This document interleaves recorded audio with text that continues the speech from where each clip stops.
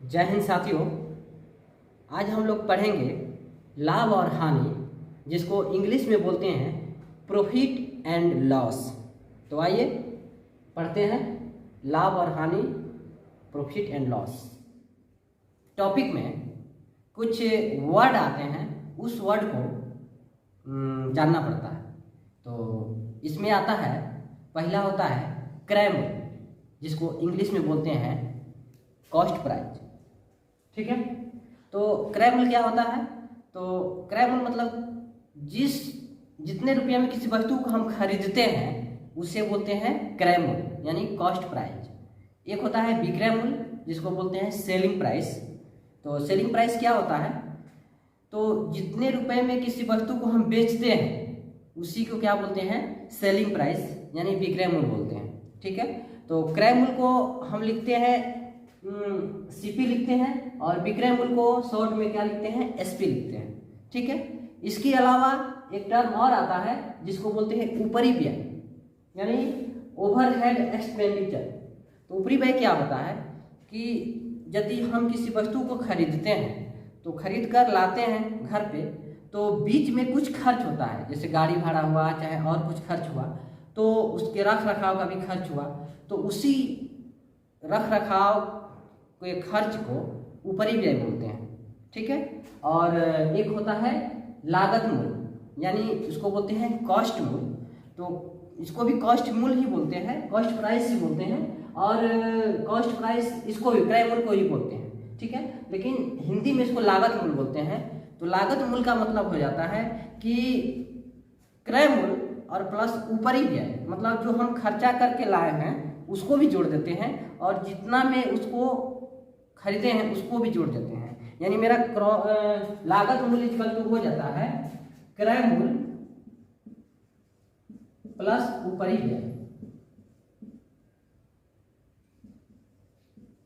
ये मेरा होता है लागत मूल्य होता है। और एक होता है अंकित मूल्य, जिसको बोलते हैं MRP, यानी मैक्सिमम रिटेल प्राइस।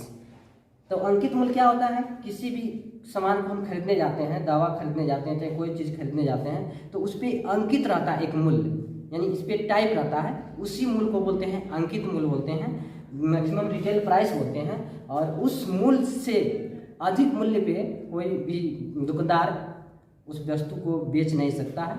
यदि बेचता है तो उस पर हम केस कर सकते हैं। ठीक है, तो ये मेरा टर्म रहा, इस टर्म को याद करना पड़ता है। और एक और चीज़ होता है लाभ। तो लाभ किसको कहते हैं? कि जब हम खरीद के लाते हैं और अधिक दाम पर बेच देते हैं तब उसको लाभ बोलते हैं। और हानि कब बोलते हैं उसको? तो जब हम किसी चीज़ को खरीद के लाते हैं और उससे कम दाम पर बेच देते हैं तब उसको हानि बोलते हैं। तो लाभ और हानि में यही चीज़ हमको पढ़ेंगे। तो आइए पढ़ते हैं, कुछ उदाहरण पढ़ते हैं।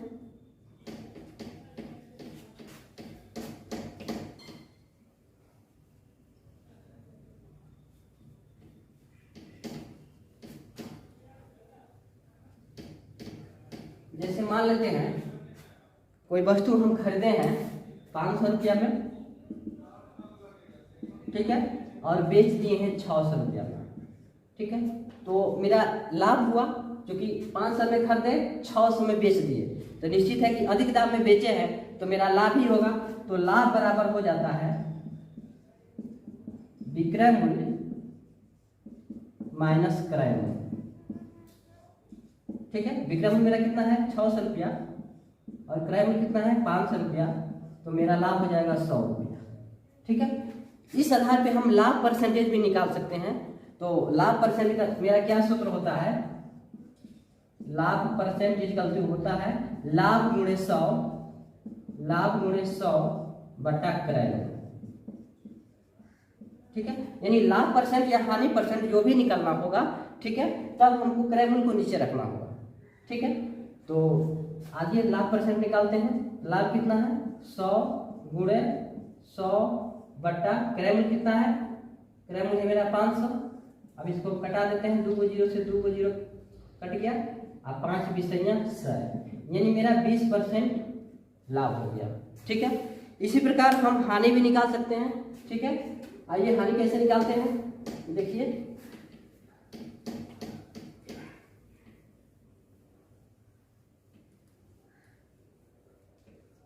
क्रय मूल्य मेरा है 400 रुपया और विक्रय मूल्य मान लीजिए मेरा हो गया 200 रुपया। ठीक है, यानी खरीदे हैं ज़्यादा दाम में और बेच दिए हैं कम दाम में, तो हानि ही होगा। तो हानि निकाल लेते हैं। हानि मेरा कितना हो जाएगा 400 माइनस 200 यानी 200 हानि हो जाएगा। तो उस आधार पे हमको हानि परसेंटेज निकालना होता है। तो हानि परसेंटेज इक्वल टू होता है हानि गुणे 100, हानि गुणे 100 बटा क्रय मूल्य। ठीक है, जब रुपया वाला सवाल है इसमें दो प्रकार का सवाल बनता है, एक रुपया वाला एक भाव वाला। तो भाव वाला में होता है क्या कि मतलब इतना भाव से किसी चीज़ का मूल्य इतना भाव है। ठीक है, तो भाव वाला में क्या होता है हमेशा विक्रय मूल्य को नीचे रखते हैं, लेकिन फिलहाल अभी हम हानि वाला पढ़ रहे हैं तो क्योंकि रुपया वाला पढ़ रहे हैं इसलिए हम नीचे क्रय मूल्य को रखेंगे।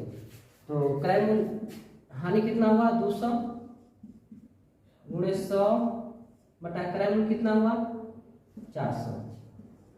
2 को 0 से 2 को 0 कैंसिल, 4 बचे 20 यानी 50%। मेरा हानि परसेंट कितना हुआ 50%।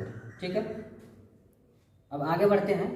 तो आगे मेरा क्वेश्चन क्या है कि लाभ और हानि की स्थिति में विक्रय मूल्य निकालना है, यानी लाभ और हानि दिया हुआ तो विक्रय मूल्य कैसे निकालते हैं।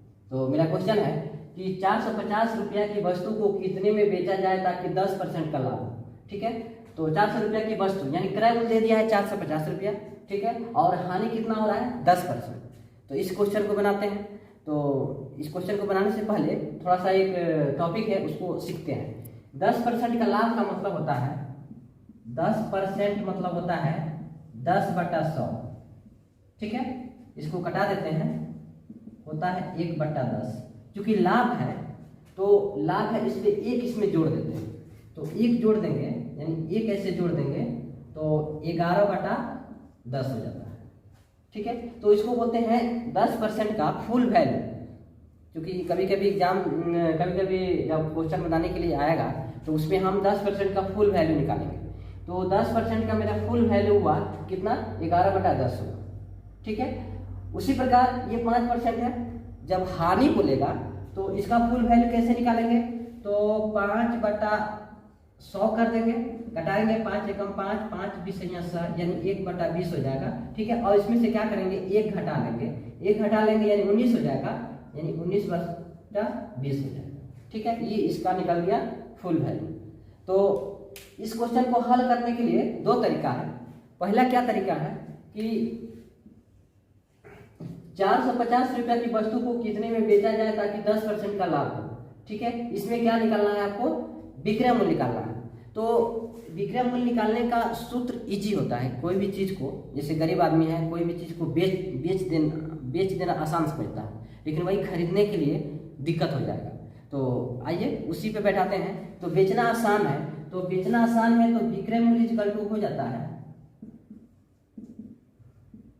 विक्रय मूल्य इक्वल टू हो जाता है कि 450 का 10% है, इसलिए हम इसको लिख देंगे 110%। तो विक्रय मूल्य इक्वल टू हो जाएगा 450 का 110% कर देंगे और इसको कटा देंगे।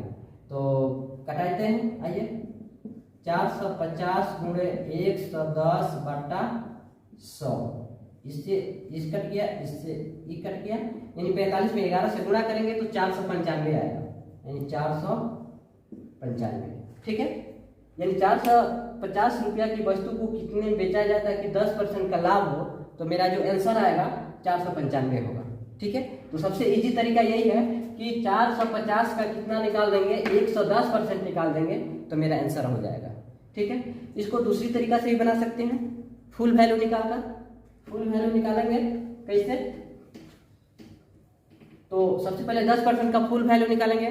तो 10% का फुल वैल्यू आएगा आपको 1/10 यहाँ पे आएगा, एक जोड़ देंगे क्योंकि लाभ हो रहा है इसलिए एक जोड़ देंगे और 11/10 आएगा। ठीक है, तो विक्रय मूल्य जब भी होगा आसानी से निकल जाता है। तो विक्रय मूल्य निकालने के लिए क्या कर देंगे 450 में गुणा कर देंगे, जो करते हो मतलब जैसे है वैसे ही गुणा कर देंगे, यानी 11/10 लिख देंगे, 11/10 लिख देंगे। ठीक है, फुल वैल्यू निकाल के और 45 गुणे 11 हो जाएगा, यानी 400, 4 5 9 495। मैंने 45 में 11 से गुणा करने का ट्रिक है कि दोनों को जोड़ के यानी 5 और 4 जोड़कर इसके भीतर डाल देना है। तो 4 5 9 9 डालेंगे यहाँ तो यानी 495 हो जाएगा। ठीक है, इस क्वेश्चन को हम हल कर दिए। अब अगला है कि 500 रुपया की वस्तु को कितने में बेचा जाए ताकि 5% की हानि हो। ठीक है, इसमें भी हमको क्या निकाल रहे हैं, विक्रय मूल्य निकाल रहे हैं।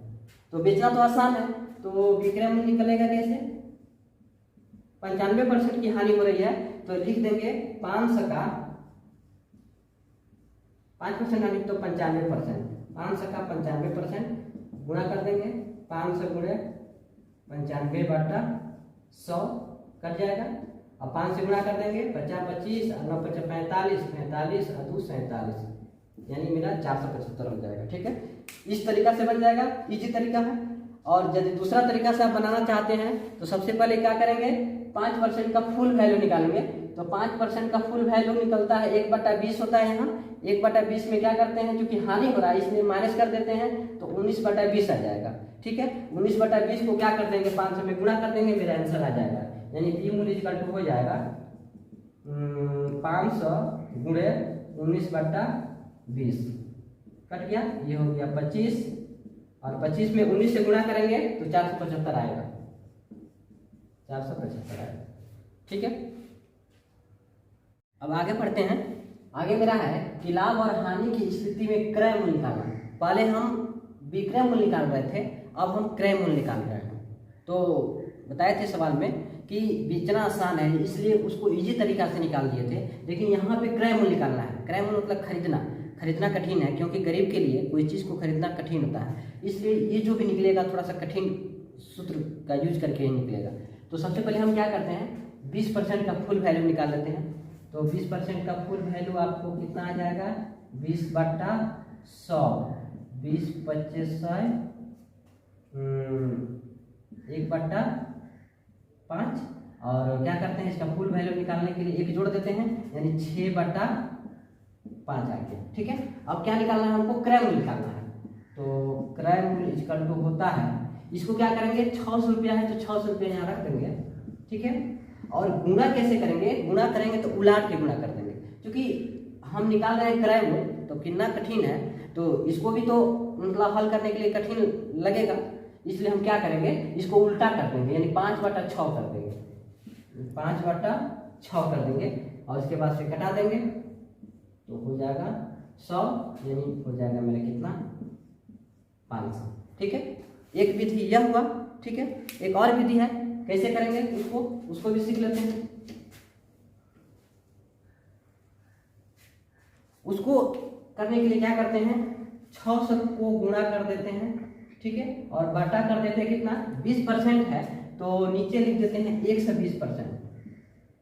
ठीक है, 20% रहेगा तो 120 लिख देंगे, ये 6 तो 6 लिख देंगे और गुणा 100 कर देते हैं, यहाँ 100 कर देते हैं। अब इसको कटा देते हैं, 12 × 7 यानी हो गया मेरा 500। ठीक है, इस विधि से भी हम निकाल सकते हैं आराम से करेंगे। ठीक है, अब आगे आइए, हानि दिया हुआ है तो कैसे निकालेंगे। तो हानि दिया हुआ है 25%, विक्रय मूल्य 300 रुपया, तो क्रय मूल्य कैसे निकालेंगे। तो क्रय मूल्य किसी भी निकालेंगे, हर हाल में क्रय मूल्य निकालेंगे थोड़ा सा कठिन होगा ही। तो सबसे पहले इसको फुल वैल्यू निकाल लेते हैं 25% का। 25% का फुल वैल्यू आएगा 25/100 यानी 1/4 आएगा। ठीक है, अब क्या करेंगे, इसमें चूंकि माइनस है इसलिए -1 कर लेंगे। तो -1 कर लेंगे, ऐसे -1 करिए इसमें तो कितना आएगा, 3/4 आएगा। इसका फुल वैल्यू कितना आएगा, 3/4। क्योंकि यहाँ माइनस में आएगा आंसर, तो माइनस में नहीं लेना है हमको, मतलब चूंकि हानि वाला है इसलिए हमको मतलब प्लस वाला ही ले लेना है, प्लस ही ले लेना है, इसको माइनस हमको नहीं मानना है। क्योंकि हानि वाला क्वेश्चन बना रहे हैं इसलिए ये हानि में आ रहा है, लेकिन क्या बोलते हैं, माइनस में आ रहा है, लेकिन हमको प्लस से ही गुणा कर देना है। तो क्या होगा, क्रय मूल्य निकालना है हमको। तो क्रय मूल्य निकालने के लिए सबसे पहले 300 में गुणा कर देते हैं, कितना से, 3/4 से गुणा करते कब, जब आसानी से निकलने वाला होता तब, लेकिन ये आसानी से नहीं निकल रहा है, यानी ये क्रय मूल्य है, कितना कठिन है, इसलिए हम इसको क्या करेंगे, गुणा कर देंगे उल्टा करके, यानी 4/4 3 कर देंगे, कटा देंगे तो 3 से 100 अर्थ में कटेगा, यानी हो जाएगा मेरा 400। ठीक है, चलिए इसका दूसरा भी तरीका है, दूसरा तरीका भी बना सकते हैं। कैसे? दूसरा तरीका है कि 300 को यहाँ रख देंगे, अब बटा 25% है तो 25% हानि है, तो इसलिए 100 में से हानि को घटा देंगे, यानी 100 में से 25 घटा देंगे, यानी 75 यहाँ लिख देंगे और गुणे 100 कर देंगे। ठीक है, अब हम इसको कटा देंगे, 25 से कटाते हैं, 25 तिया 75 और 25 चौका 100। ठीक है, और 3 से कटा देते हैं 100, यानी मेरा हो गया 400 आंसर। ठीक है, किसी भी हालत में हमेशा 400 आंसर आ रहा है। ठीक है, अब आगे चलते हैं नेक्स्ट सवाल की ओर। तो मेरा सवाल क्या है कि किसी वस्तु को 480 रुपये में बेचने पर 20% की हानि होती है, तो उसे कितना में बेचा जाए ताकि 30% का लाभ हो। तो इस प्रकार के सवाल में क्या करना पड़ता है हमको, सबसे लास्ट से स्टार्ट करते हैं। कह रहा है कि 30% का लाभ हो, तो 30% का लाभ है तो 130 लिख देते हैं यहाँ, 100 में जोड़ के ही लिखना होता है। 30% कहेगा तो 130 लिखेंगे, 20% कहेगा तो 120% लिखेंगे, लेकिन यदि हानि कहेगा तो घटा के लिखेंगे। तो कह रहा है कि 30% का लाभ हो तो 130 लिख देते हैं, और कह रहा है कि 20% की हानि होती है, तो हानि कहेगा तो 100 में घटा के लिख देते हैं नीचे। तो 100 घटा दीजिए, यानी 100 में से 20 यानी 80 हो जाएगा। ठीक है, और गुणा कर देते हैं 480, गुणा कर देते हैं कितना, 480 कर देते हैं, आइए कटा देते हैं। ठीक है, 8 6 48, 8 6 48 यानी 60 हुआ, और 13 में 6 से 13 6 78 होता है, और ये जो मेरा 0 हो गया। ठीक है, ये मेरा आंसर हो गया। ठीक है, सेम उसी प्रकार इस क्वेश्चन को भी बनाते हैं। कह रहा है कि 20% की हानि हो रही है, 25% का लाभ हो रहा है, तो लास्ट से ही शुरुआत करते हैं। तो 20% की हानि हो रही है तो हम क्या लिखते हैं, 100 में घटा के लिख देते हैं, यानी 80 लिख देते हैं। ठीक है, और ये क्या रहा है, कह रहा है 25% का लाभ हो रहा है, तो लाभ हो रहा है तो क्या लिख देते हैं, 125 लिख देते हैं नीचे, 125 लिख देते हैं। ठीक है, और गुणा कितना से करते हैं, 375 से। तो आइए कटा 375 से गुणा करते हैं। ठीक है, अब इसको कटा देते हैं, अब इसको कटा देते हैं, 25 से कटाते हैं, 25 25 125। ठीक है, इसको कटाते हैं 25 से, 25 एकम 25, 3 7 5 में 25 से, 25 एकम 25, 2 1 5, 25 25 125, यानी ये मेरा हो जाएगा 15।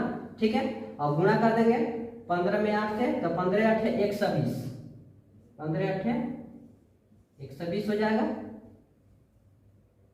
नहीं, 5 यहाँ बचा है, तो 5 3 15 भी है।